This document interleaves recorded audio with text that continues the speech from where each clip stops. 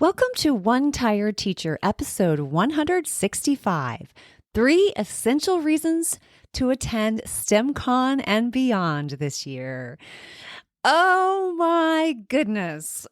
Did you attend STEMCon? It was this past weekend. It was amazing. I feel like I am on cloud 9 because of this experience. And if you didn't, if you missed it, if somehow you let it slip by because you were so overwhelmed by all of the craziness that goes on at this time of year, don't worry, because you still have an opportunity to catch it. You have until the end of this month to sign up, and you can catch everything that happened on replay. We have all the lives that occurred in Facebook, all the content that's available inside of the course. It's all together inside the course in STEMCon 2022. I don't want to say it's a course. It's like set up like a course, but it really is the most magical professional development that I have ever attended. Like, it's one of my top 2 favorite. Another one that I absolutely love is Kagan Cooperative Learning. I still think that's amazing. But man, STEMCon is so unbelievable.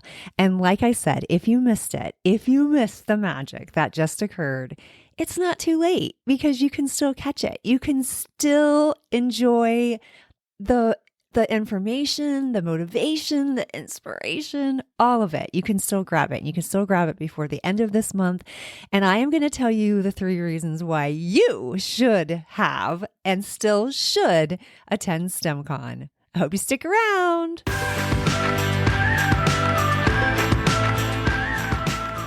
Welcome to One Tired Teacher. And even though she may need a nap, this teacher is ready to wake up and speak her truth about the trials and treasures of teaching. Here she is, wide awake. Wait, she's not asleep right now, is she? She is awake, right? Okay. From Trina Deboree Teaching and Learning, your host, Trina Deboree. Hey, so I just can't even believe what magic has just occurred.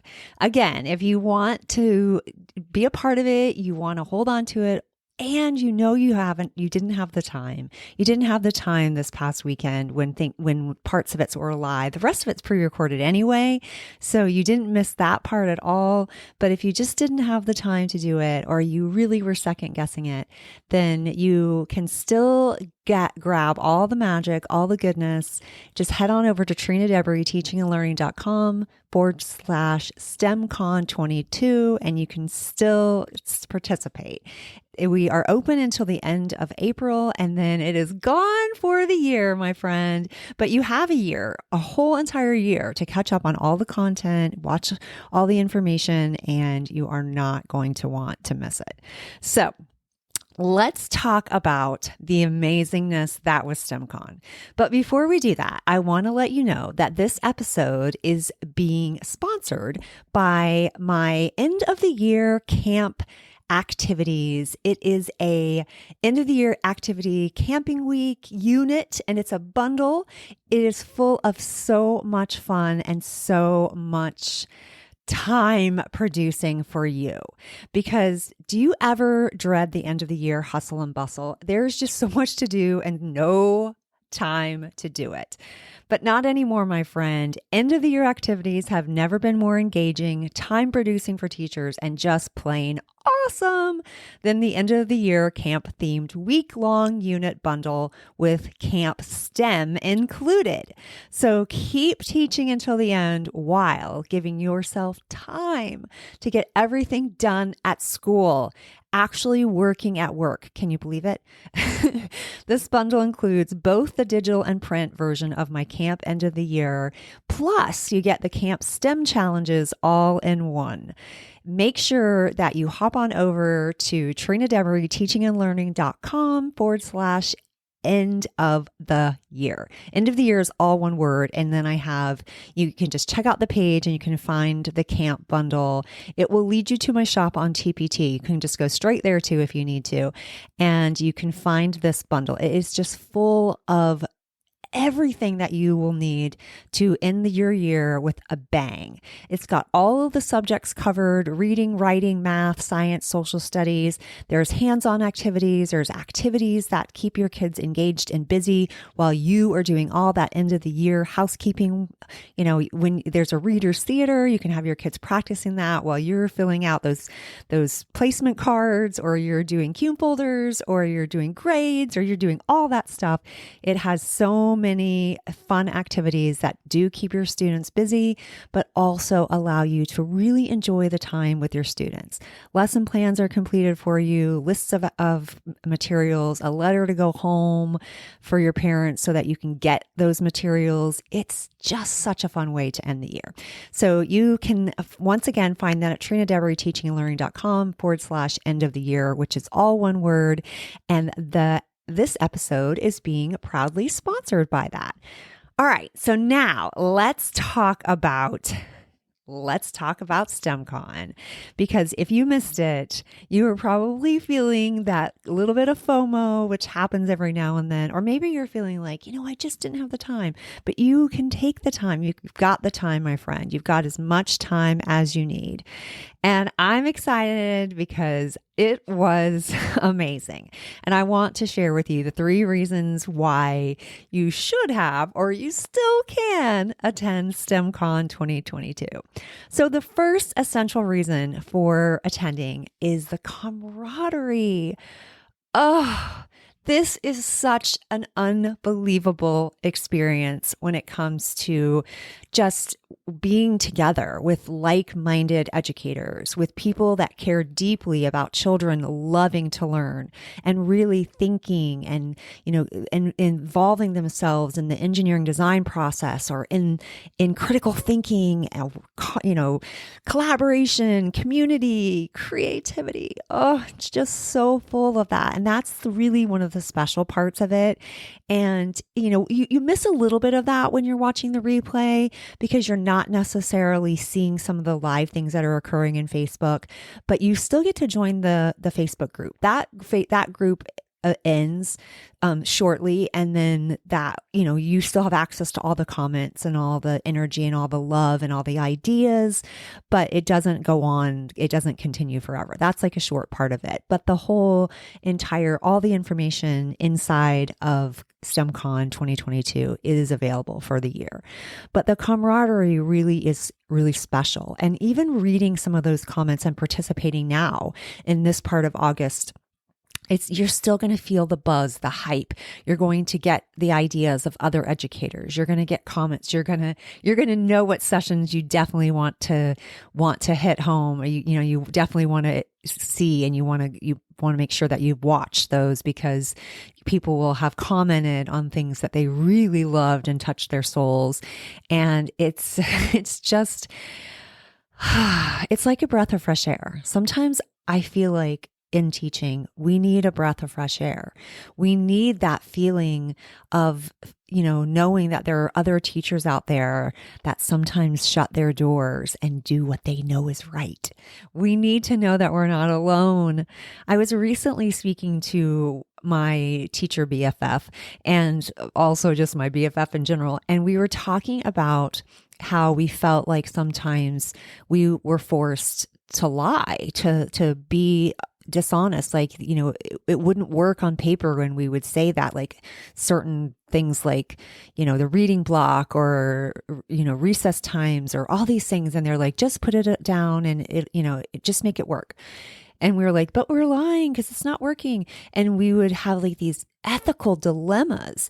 And my friend is such like a very specific rule follower. And she's like, I just couldn't do that. It wasn't honest. And I was like, I had to make the decisions for me that were true to my core values and my ethical beliefs, and whatever that was is what I was going to do. And if I got in trouble, or if there was some pushback or whatever, then I would have to deal with it. Then that's what I'd have to deal with. And sometimes we need to know that there are other people like us out there in the world, because it's scary when you're pushing back a little bit, or when you're, closing your door and doing what you know is right. It's a scary feeling, because we are in a system that likes push down fear.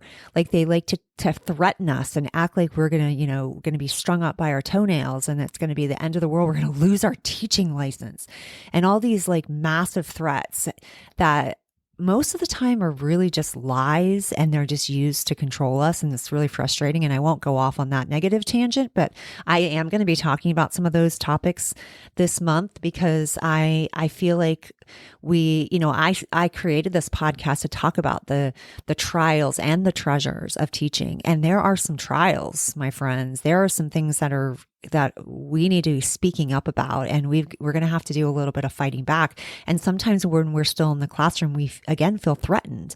We feel like we can't fight back. Well, I'm not in the classroom right now, so I feel like I should be fighting back. I should be speaking up.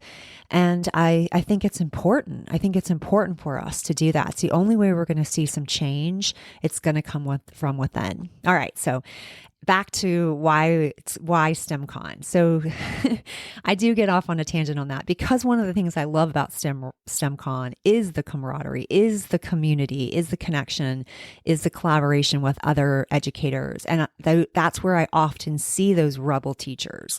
One example is Dr. Yen Vernhoven, and she has an incredible session. It's one of my favorites. Let me tell you the exact title.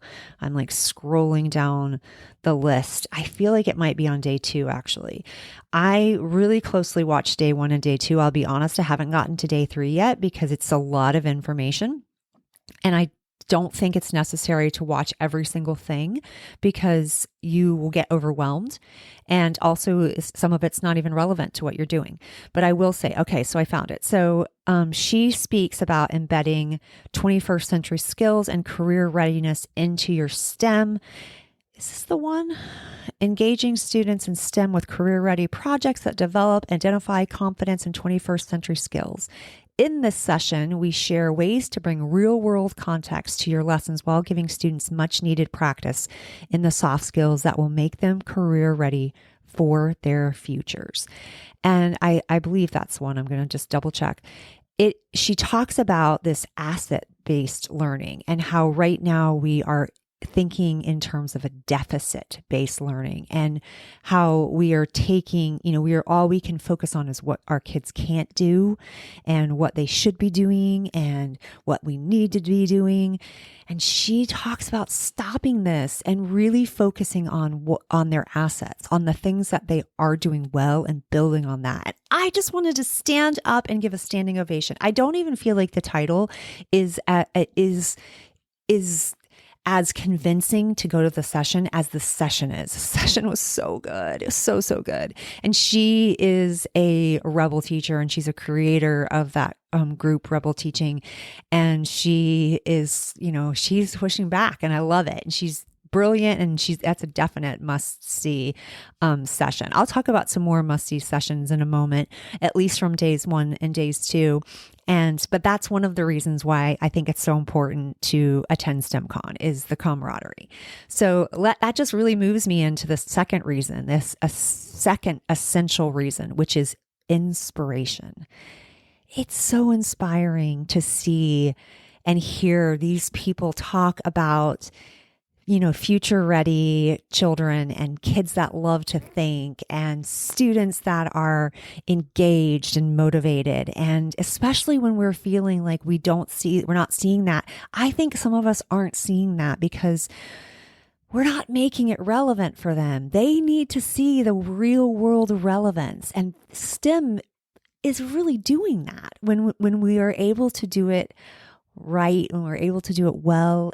It's going to motivate those kids, especially those kids that are feeling reluctant, which brings me to another must-see session. And I believe it is on day 2. It might be on day 1. Let me double check again. I'm like scrolling. It's so hard to, it's so many. There's so many to see. Oh, there it is. Okay. It's Carrie Tracy. Now, you heard her on the podcast. She was recently on episode, what is it? I think it's 160. I think that's the episode. Yes, it's 160, how to successfully fit STEM in small time frames. So I think you want to check that episode out, but you definitely want to tune into her session, STEM in 30 minutes or less. It's outstanding. Of course, she's amazing. I loved it. I was motivated and excited because she really breaks down how you can fit the pieces of STEM into those time frames. She does say that she definitely says that it's not optimal. You want to be able to work through the entire engineering design process, and you really can't do that in a 30-minute time frame. But she really breaks it down and talks about meaningful things that you can do in that time frame in hopes that you will be able to at least accomplish a full, STEM block at least once a quarter. But it's just so good. So you definitely want to check that out. Another one that really inspired me and made me want to be in the classroom again was to create your own digital stop motion animation. I thought that was so fun. Talk about ways that you could get kids engaged and inspired. I mean, the ideas she shared were really like things that were exciting that you could do, but also like she made my brain just explode. I was like, oh my gosh, I could so use this when I was, even when we were doing retellings and recounting and literature, talking about literature, or even doing like perspective and point of view, and the endless possibilities with stop motion, and how much my kids would have loved this. So I just thought that was such a fun session. And I definitely think it was a must attend session. So and then there was tons of like storybook connections, and we had Brooke Brown from Outside the Box, and she talked about, more STEM storybooks, and those are all great. And I love that. And there was other ones about, it started with the book introducing STEM through literature. I talked about makerspace moments in literature. I don't think that was on day 1 or day 2 though, but it's just so many of those, and I love those. Another one that was really inspiring to me and exciting was Brittany Washburn's Tech Toys and Books for Elementary. That was really fun. Like I felt excited about teaching, and sometimes you feel bogged down and you need to really feel that excitement again. Also Carla Gull, she was here. She was a guest on the show. I think that was episode 159. And she talks about loose parts. And then she talks more about like spools, boxes, sticks, and more. And that was fun. And like, taking loose parts and using them in STEM or in purposeful play and just learning. And that was exciting. So many good ones that it's hard for me to even narrow it down. And then the third essential reason to attend STEM Con and beyond is hope. Hope. It gives you hope for our future. It helps you see that, right now I feel like we're in the midst of possibly the end of public education. And I get sad because I think about so many children that won't have access to learning and to innovation and to tools and technology and materials and just so many things. And it just breaks my heart. And I think, what can we do? We can't continue to go on in this one size fits all type of thinking. And that's why I feel really hopeful when I think about STEM and when I think about some of the things that are occurring in STEM education and makerspace and literature and loving to learn. So things like STEMCon bring hope. They bring me hope for our future. So those are the three reasons why I think it's important to attend STEMCon. And if you missed it, you can still join it. You can still have all of these essential reasons as part of why you should watch and participate in this amazing professional development opportunity. So you can still join until the end of April. And you can still watch for a whole entire year. I hope that you take us up on it and you don't miss this opportunity. If you're busy now, you can put this off until you have a little bit of downtime, which seems impossible, but you can, have a little bit of downtime. And I watched a lot of the sessions while I was doing other things. So like laundry and, cleaning and creating, other things for teachers. And so it doesn't have to mean you have to just sit there and you can't do anything else. So that's one thing to keep in mind. You can have it going. You can grasp all the goodness while you are folding laundry. So keep that in mind. All right. If you want more information, Trina Deboree Teaching and Learning.com/STEMCon22. This really concludes the conversation about STEMCon. I'll probably give you one more reminder at the end of the month that you have a little time to take advantage of this. But then we are moving on. We are moving on beyond STEMCon, and the next couple of weeks we're going to be talking about some things that are, kind of heavy and kind of they might be heavy, but they're important and they're necessary. So I hope that you will join me for that. And I hope that you will join me in STEMCon. Until next time, sweet dreams and sleep tight.